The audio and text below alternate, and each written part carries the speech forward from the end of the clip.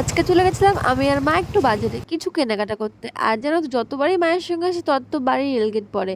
আর এই যে সোনার দোকানে চলে এসেছিলাম, মায়ের একটা পলা ছিল, ওটা দেখতে এসেছিলাম যে পলাটা হয়েছে কিনা। তো আমি ভাবলাম একটা রূপোর ব্রেসলেট নিই, তো ব্রেসলেট দেখছিলাম, এগুলো নিউ কালেকশন, দেখো খুব সুন্দর লাগছে না। আর আমি কোনো কিছুই না একা নিই না, দিদির জন্য নিই। আর মা ওই যে টমেটো কিনছিল। তো এখন যেন তো সবজির অনেক দাম, বর্ষাকাল না। আর এই যে খাবার নিয়ে চলে এসেছি, খাবার খাচ্ছিলাম। আর দেখো কি কি কেনাকাটা করি তোমাদের সঙ্গে শেয়ার করি। তো এগুলো কি বলতো, এগুলো হচ্ছে পায়ের নজর কাটি, মায়ের একটা দিদির একটা, আমারটা কোনো কমপ্লিট হয়নি, হচ্ছে।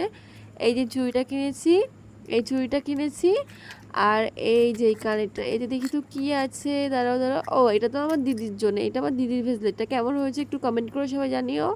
আর হ্যাঁ, এটাও কমেন্ট করে জানিও। আর এইটা হচ্ছে আমার, তোমরা কমেন্ট করে জানিও কোনটা বেশি ভালো লাগছে। দুটোই ভালো, দুটোই সুন্দর, দুটোই একই দাম, ঠিক আছে, একটা আমার একটা দিদির।